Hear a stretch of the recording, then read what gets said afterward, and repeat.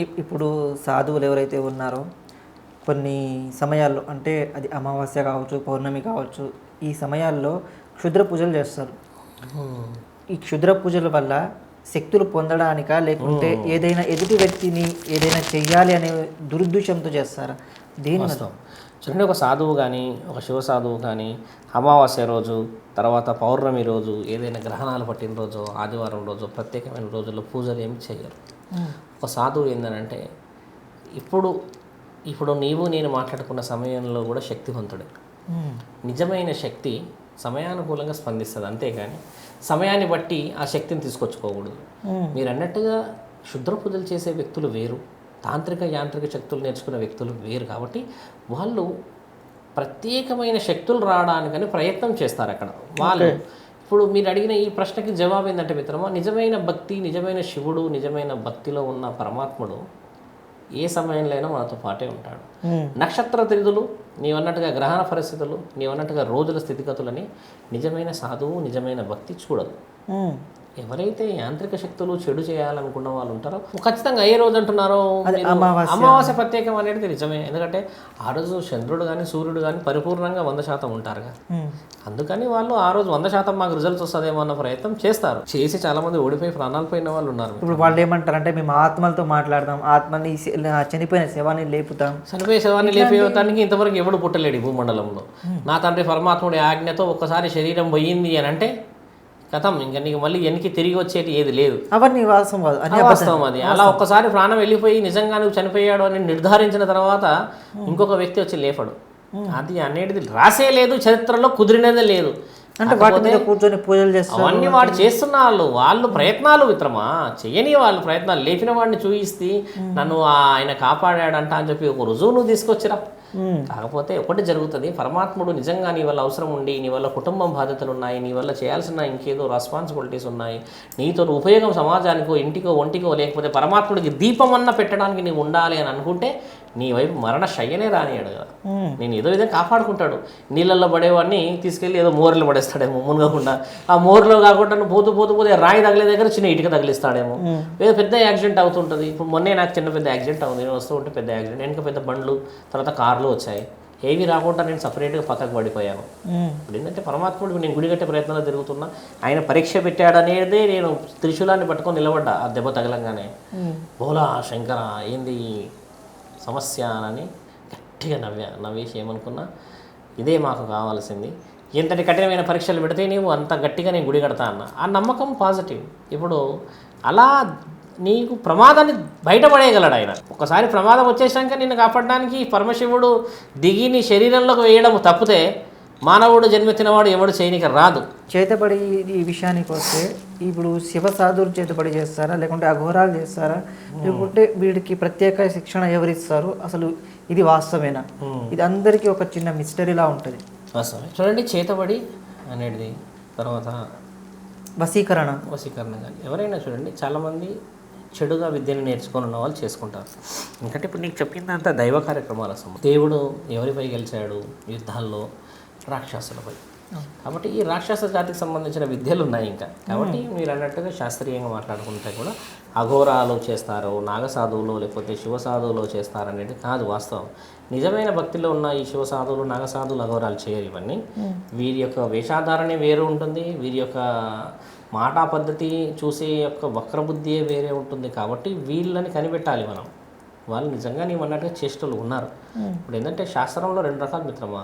ఒకటి శాస్త్రీయంగా ధర్మానికి చేసుకున్నది, ఇంకోటి ధర్మానికి విరుద్ధంగా చేసుకున్నది. కాబట్టి ఏంటంటే మిత్రమా, మీరు అన్నట్టుగా వాటి చేసే వ్యక్తుల యొక్క కలహాలు, ఆలోచనలు వేరే ఉంటాయి. నిజంగా చేస్తారు, కానీ దాంట్లో సాధించిన వాళ్ళు ఎవరూ లేరు. అంతా నష్టపోయిన వాళ్ళే ఉన్నారు. సాధన అనేది పరమాత్ముడి లక్ష్యం, విష్ణుదేవుడి యొక్క మహా గొప్ప కార్యక్రమాలు, లక్ష్మీదేవి యొక్క కటాక్షం, ఎంతనో దేవుళ్ళది. నా తల్లి పార్వతీమాత అర్ధనారీశ్వరుడికి శరీరంలో ఎన్ని కష్టాలు అనుభవించి ఉంటుంది. వీళ్ళందరూ మన లక్ష్యం. ఇవి లక్ష్యంలో సాధన. చనిపోయినా నువ్వు అక్కడికి వెళ్తావు. ఇందులో చనిపోతే ఎక్కడికి వెళ్తావు మిత్రమా? అక్కడికి. పుర్రెల్లో తినేటోడు, దయ్యాల్లో తినేటోడు వాళ్ళ దగ్గరికి నువ్వు పోతావా? పోవు కదా. ఇక్కడ కూడా శరీరం తీసుకునే పరమాత్ముడే కదా. నువ్వు ఎంచుకున్న శయ్య ఎలాంటిది అంటే, శయ్య అంటే పడప, నేను అంటుంది పడక. ఇప్పుడు అందరికీ ఒక డౌట్ ఉంటుంది ఏంటంటే, చనిపోయిన తర్వాత స్వర్గానికి వెళ్తావా నరకానికి వెళ్తావా అంటారు.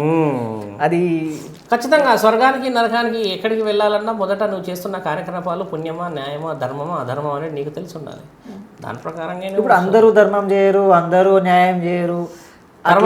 ధర్మం చేయమనే పుట్టించాడుగా, మరి అన్యాయంగా ఒక మనిషికి కుళ్ళు కుతంత్రాలు అనేవి అన్నీ ఉంటాయి. అలాంటప్పుడు అందరు నరకానికే వెళ్తారు. కానీ కుళ్ళు కుతంత్రాలు ఎలా వచ్చాయి అసలు? అది మనం కుతంత్రాలు మనం పెట్టుకున్నాము అంటే మన ధ్యాస బాగాలేదని అర్థం. అప్పుడే నువ్వు నరకానికి పోయినట్టే. ఇక నువ్వు ప్రత్యేకంగా నరకాన్ని చూడాల్సిన అవసరమే లేదు అక్కడ. స్వర్గం అంటే ఏంది? ఎంతటి కష్టం ఉన్నా భార్యని నవ్వుతూ చూసి అమ్మ అని అమ్మతో మాట్లాడి, నాన్న తిన్నారా అని, అక్క చెల్లెళ్ళ ఊరు నుంచి వచ్చారా మాట్లాడారా, బావగారు వచ్చినప్పుడు మర్యాద మాటపరంగా చేయాలి. చూడండి, ఏ బావ కూడా ఏ అమ్మ నాన్న కూడా నా కొడుకు పెట్టుతున్న కంచమే చూస్తాం కానీ బంగారు కంచమా వెండి కంచమో చూడు, మాటే చూస్తారు. కూర్చోండి, తిన్నారా ఉన్నారా, ఈ యొక్క మాటకే విలువ. నువ్వు వాళ్ళు వచ్చినప్పుడు ఎడమొహం పెట్టి ఈ గోడను చూస్తావు, ఆ గోడను చూస్తావు, ఫోన్లో మాటలు రాకుండా అలో అంటావు, ఇవన్నింటినీ నీవే నరకాలు పెట్టుకున్నావు. ఇంతకంటే నరకం అవసరమా శంకర? అలా చేయకూడదు అంటున్నాను. శివ సాధువులు అయిపోయారు, మనకి నాగ సాధువులు అయిపోయారు, అఘోరాలు. వాస్తవం, మంచి ప్రశ్న. అఘోరాలు అని అంటే దేనికి భయపడినవాడు? అఘోరాలు అంటే, అఘోరాలను చూస్తే కొంతమందికి భయం. వాళ్ళని చూడడానికి ఒక వేషధారణ కానీ, వాళ్ళు మాట్లాడే తీరు కానీ, ఇవన్నీ కొంచెం మనకు చూడడానికి డిఫరెంట్గా అనిపిస్తూ ఉంటాయి, డిఫరెంట్గా ఉంటుంది. వాస్తవం. ఇప్పుడు సాధువు లక్షణం కానీ, అఘోర లక్షణం కానీ, ఒక శివ సాధువు లక్షణం కానీ, ఒక నాగ సాధువు లక్షణం కానీ పరమాత్ముడే.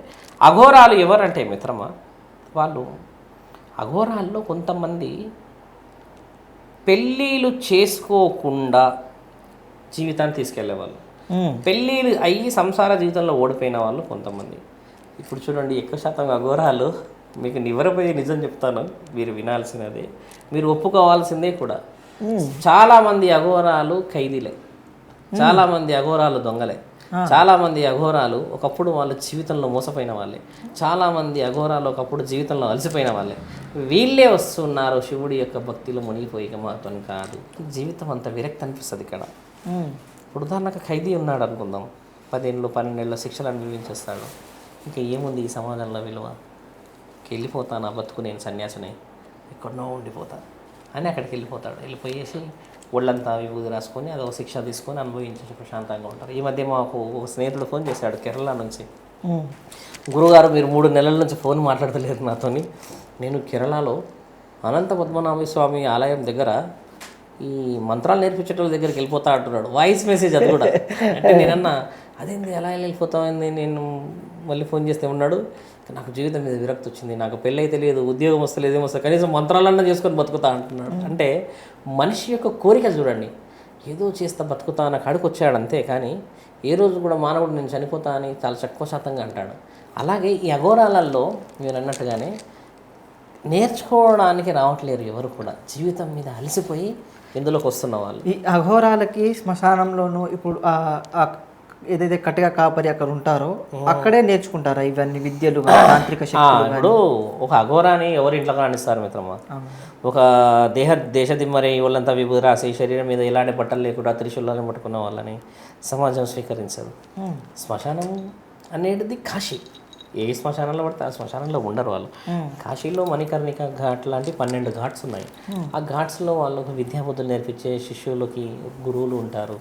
వాళ్ళు నేర్పించేది కూడా నిజమైన అఘోర ఓం నమ శివాయ, పరమేశ్వరాయ, శంకరాయ, హరాయ, మహాదేవాయ, ఈ మాటనే మాకు ముఖ్యమైనది. అఘోరాలు ఏంటంటే మిత్రమా, ఇక్కడ కేవలం శివుడినే పూజిస్తారు. ఇక పార్వతీమాతని మహంకాళిని కూడా పూజించారు. ఇక్కడ నాగసాధువులు ఏమో 5 దేవతలను పూజిస్తారు. శివసాధువులు పార్వతీ పరమేశ్వరుని ఇల్లు సంసార విషయంలో పూజిస్తారు. అఘోరాలు కేవలం శివుడినే పూజిస్తారు. కాలభైరవుడు, పాతాళ భైరవుడు, మహానీయుడు, మహావిశ్వేశ్వరుడు ఆయననే పూజిస్తారు. అహంకారం. వాళ్ళు కూడా పుర్రలోనే తింటారు అనేది కాలజ్ఞానంలో చాలా పురాతనమైన విషయాలు అయిపోయాయి. ఇప్పుడు అలా తినడం అనేది చాలా అరుదుగా కనబడుతుంది. పుర్రె పట్టుకొని తిరుగుతూ ఉంటారు. పుర్రె ఎందుకు పట్టుకొని తిరుగుతారు అంటే భిక్షాటన. మీరు అన్నట్టుగా అఘోరాలు కానీ తర్వాత నాగసాధువులు కానీ ప్రక్రియ ఏంటంటే మిత్రమా 7 గడపలు మాత్రమే అడగాలి వాళ్ళు భోజనం. ఎక్కడ పడితే అక్కడ పోయి మితంగా అడగడం, తినేసేయడం, ఓ నువ్వు అన్నట్టుగా తినడం కాదు. కేవలం 7 గడపలు మాత్రమే అడగాలి. అది కూడా ఒక్కసారి ఒక ఇంటి ముందే అడగాలి. ఇప్పటికీ భిక్షాటన నువ్వు కాశీకెళ్ళు ఒకసారి వెళ్తే మళ్ళీ వెళ్ళకూడదు, ఒక్కటేసారి అడగాలి, వెళ్ళడం కూడా కాదు. అది ఒకసారి భవతి భిక్షాందేహి అని కపాలం వాళ్ళు పట్టుకుంటారు. అలా పట్టుకున్న తర్వాత కేవలం 30 సెకండ్లే ఆ ఇంటి ముందు వారి యొక్క సమయం. వచ్చారా, భోజనం వేసారా, తీసుకుంటారు. వాళ్ళ ఆ భోజనంలో ఏం వేసినా తింటారు. మాంసాహారం నుంచి శాకాహారం నీవు ఏది వేసినా తింటారు. పాచిపోయిందైనా తినాలి వాళ్ళు, చెడైనా తినాలి వాళ్ళు. 7 గడపలు మాత్రమే. ఉదాహరణకి 7 గడపల్లో భోజనం రాకపోతే మళ్ళీ 24 గంటల తర్వాతే అక్కడికి రావాలి, అంటే ఆ భిక్షాటనకి. కానీ నువ్వు మళ్ళీ 7 కాకపోతే ఇంకో 27 పోతా అనడానికి లేదు. 7 గడపల్లో రూల్. సాధువు లక్షణమే అది కదా. నువ్వు 20 గడపలకు పోతున్నావు అంటే ఆకలి మీద ధ్యాస ఉన్నట్టేగా మరి. కాబట్టి ఏంటంటే పరమాత్ముడి ఆజ్ఞలో ఇవి చాలా విలువైనవి. సాక్షాత్తు ముల్లోకాధిపతి యొక్క శిక్షలు చాలా బలంగా ఉంటాయి మిత్రం. ఇప్పుడు అఘోరాలు మత్తు పదార్థాలు అంటే గంజాయి కానీ అవన్నీ తీసుకుంటూ ఉంటారు.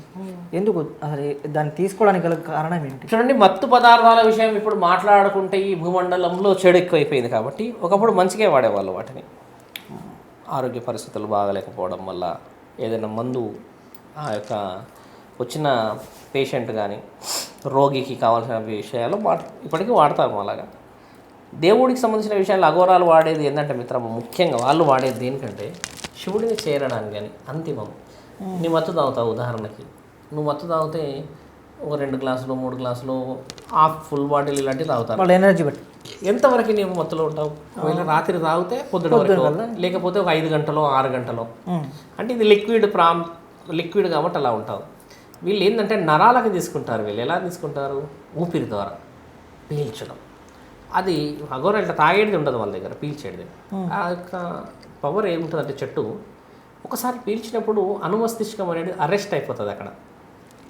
మత్తు అనేది కూడా మందు అదే కదా. ఆ అనుమస్తిష్కం ఒక్కసారిగా 0 అయిపోవడం వల్ల వీళ్ళు ఆ అనుమస్తిష్కం 0 అవుతున్నప్పుడు ఫస్ట్ ఒక వర్డ్కి పోగేస్తారు వాళ్ళు. అది తీసుకునేటప్పుడు ఓం నమ శివాయ నమః చేసే తప్పే. వాళ్ళు అది తప్పే కాదు అసలు అక్కడ. ఎందుకంటే శివుడిని చేరుకోవడానికి 100 మార్గాలు. సురాపానం శివుడే తాగిండి అనేది రూల్ ఉందిగా తెలుసు కదా. కేతువు ఎవరో తెలుసుగా. కేతువుకి తలనే లేదు. అతని తల లేని దేవుళ్ళనే పూజిస్తున్నాం ఇక్కడ మనం. అయితే ఆ పీల్చేటప్పుడు ఓం నమ శివాయ ఆయన పీల్చేసి తండ్రి దగ్గరికి వెళ్ళిపోతాడు. ఆయన ఆత్మ శరీరం నుంచి ఆ పరమాత్ముడి దగ్గరికి వెళ్ళిపోతుంది. అంటే పరమాత్ముని చేరడానికి 100 మార్గాలు మానవుడు సృష్టించుకున్నాయి కదా. కాబట్టి దాన్ని కూడా తండ్రి నా దగ్గరికి రావడానికే కదా ప్రయత్నం చేశాడు. అంతేగాని వేరే వాళ్ళు చంపో, లేకపోతే వాళ్ళని తినో, లేకపోతే వాళ్ళ ఇంట్లో గొడవలు పెట్టేసో నా దగ్గరికి రాలేడు కదా. ఓం నమ శివాయ అన్న తర్వాత మళ్ళీ శివుడు చెప్పలే కదా స్వామి మీరు గంజాయి తీసుకోండి అనలేడు. మార్గం చెప్పాడుగా, పరమాత్మని చేరడానికి మార్గాలు. శివుడు ఎక్కడ మానవులని మీరు గొడవ పడాలి, పంచాయతీ పెట్టుకోవాలని, ఇక్కడ మందు తాగాలని చెప్పలేడు. చెప్పింది ఏంటంటే ఆకలి ఉన్నవాడికి అన్నం పెట్టమని అన్నాడు, భక్తితో ఉన్నవాడికి అన్నం పెట్టమని ఇవి చెప్పాడు. ఇదైతే పరమాత్ముడి ఆజ్ఞ. ఈయన గారు మత్తు తీసుకున్నప్పుడు అనే మాట 24 గంటల వరకు తండ్రి దగ్గరే ఉంటుంది ధ్యాస. ఓం నమ శివాయ ఒకసారి అంటే ఆ మత్తు దిగేంత వరకు తండ్రి దగ్గరే ఉంటుంది కదా ఈయన మాట. ఓం నమ శివాయనే భక్తుల్లో ఉంటాడు కాబట్టి వాళ్ళు కాలుపై కాలు ఇలా పెట్టేసి కేవలం ఇలా ధ్యాసలోనే ఉంటారు. అప్పుడు వాళ్ళు భక్తిలో ఉండిపోతారు. ఓం నమ శివాయ అనే మాట నిజమైనది అంటున్నాను నేను. ఆ నిజమైన దారి వీళ్ళు ఎంచుకున్న దారి నిజంగా ప్రూవ్ చేయబడ్డది, రుజువుల ద్వారా చెప్పబడింది. అది ఏమని ఒక సాధువులు, నాగ సాధువులు, శివ సాధువులు తీసుకున్న పానీయం ఓం నమ శివాయ అని ఒకసారి అంటే మళ్ళీ మత్తు దిగేంత వరకు అయినా ధ్యాసలోనే ఉంటాడు. ఏ ధ్యాసలో? శివుడి ధ్యాసలో. మరి శివుడి ధ్యాసలో ఉంటాడు, తప్పెలా అవుతుంది? నిజంగా ఏదో అమ్మాయి ధ్యాసలో ఉన్నదో, డబ్బు ధ్యాసలో ఉన్నదో అని అంటే నీవన్నా తప్పే. వాళ్ళు ఎక్కడ ఉంటారు? మళ్ళీ కాశీలో నీకు నాకు కనబడే స్థానాల్లో ఉంటారు వాళ్ళు. అలాంటప్పుడు వాళ్ళు చేసిన తప్పేలా అవుతుంది? ముమ్మాటికి తప్పు కాదు, వాళ్ళని గౌరవించాలి. ఇప్పుడు ఈ నాగ సాధువులు కానీ, శివ సాధువులు కానీ, అఘోరాలు కానీ వీళ్ళు ముగ్గురు బట్టలు అనేవి వేసుకోరు. అంటే వీళ్ళ దాంట్లో నాగసాధువులు మాత్రమే వేసుకోరు, మిగతా వాళ్ళు వేసుకుంటారు బట్టలు. అఘోరాలు కేవలం కిందికి మాత్రమే వేసుకుంటారు. శివసాధువులు, నేను శివసాధువుని, నేను అన్నీ వేసుకుంటా. నేను ఎక్కడ తిరుగుతున్నాను అంటే మనకు కుంభమేళాలో చూస్తే కుంభమేళాలు వచ్చేదంతా నాగసాధువులే, అఘోరాలేగా.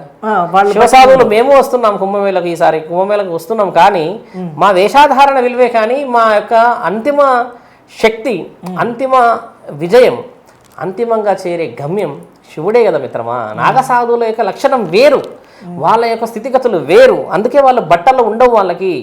నాగ సాధువులు అంటే నగ్నంగా ఉండే సాధువులు కాబట్టి నాగ సాధువులు వాళ్ళు మన సమాజంలోకి రారు, ఎప్పటికీ కనబడరు కూడా. అఘోరాలు కూడా నీకు ఎక్కడ పడితే అక్కడ కనబడరు. దక్షిణం అనేది చూడండి ఇక్కడ కాదు అక్కడెక్కడో కనబడతారు. ఇప్పుడు నీకు దక్షిణమూర్తి అనే పేరు వచ్చింది కూడా నీకు దక్షిణం వైపు జరిగిన యుద్ధాలే ఇవన్నీ. కాబట్టి ఏంటంటే వాళ్ళు కూడా ఈ కేవలం కింద శరీరాన్ని మాత్రమే వేసుకుంటారు, మీద రుద్రాక్షలు ఉంటాయి, విభూది అంతా రాసుకొని తిరుగుతారు.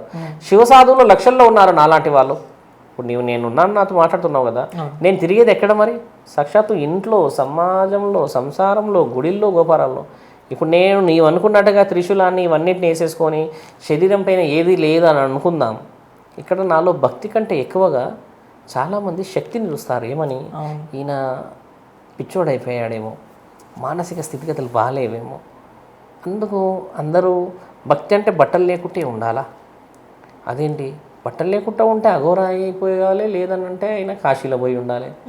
ఈ సమాజంలో చిన్నపిల్లలు ఉన్నారు, ఆడవాళ్ళు ఉన్నారు, పెద్దవాళ్ళు ఉన్నారు, ఇక్కడ తిరగడం ఏంటి? అందరూ భయపడతారు. పోలీసు వాళ్ళకి కంప్లైంట్ ఇవ్వండి, లేదా పిచ్చోడు హాస్పిటల్ తీసుకెళ్ళండి. ఇలాంటి విషయాలు అంటే సమాజాన్ని దృష్టిలో పెట్టుకొని నీవు అడుగుతున్న ప్రశ్నకు జవాబులు చెప్తున్నాం. మరి మా లక్ష్యం అంతా ఇల్లు కాపాడుతున్న, సంసారాన్ని కాపాడే విషయంలో తిరగాలి. మేము కనబడే యొక్క దృశ్యం అలా అవతల వ్యక్తికి భక్తికి కనబడాలి. నన్ను చూసి మొక్కుతారు అంటే నా యొక్క అపీరెన్స్ చాలా అవసరం కదా. సాధువులని అఘోరాలని మనం పోయే గెలవాలి, వాళ్ళని సమాజంలోకి రారు కదా. ఇక్కడ నేను గుడి కడుతున్నా, గుడి దగ్గర ఉంటున్నా కదా, కనబడుతున్నా కదా, లక్ష్యం వేరు. ఇప్పుడు ఎవరైతే అఘోరాలు కానీ సాధువులు కానీ ఎవరైనా ఉన్నారంటే నేను దయ్యాన్ని అంటే కొంతమంది దయ్యం పట్టిస్తే దయ్యం వదిలేస్తా, ఇవన్నీ అవి వాస్తవాలేనవి? దయ్యాన్ని వదిలిస్తాననేది నిజంగా వదిలిస్తాముగా, ఖచ్చితంగా. దయ్యాలు ఉన్నాయంటారా? దయ్యాలు అనేది లేనే లేవు ఈ భూమండలంలో. ఉన్నవానే వాడిని ఫస్ట్ పట్టుకోవాలి. ఎందుకంటే దయ్యాన్ని ఎట్లా వదిలేస్తారు? వాస్తవం, దయ్యం అనేది ఈ భూమండలంలో లేదు.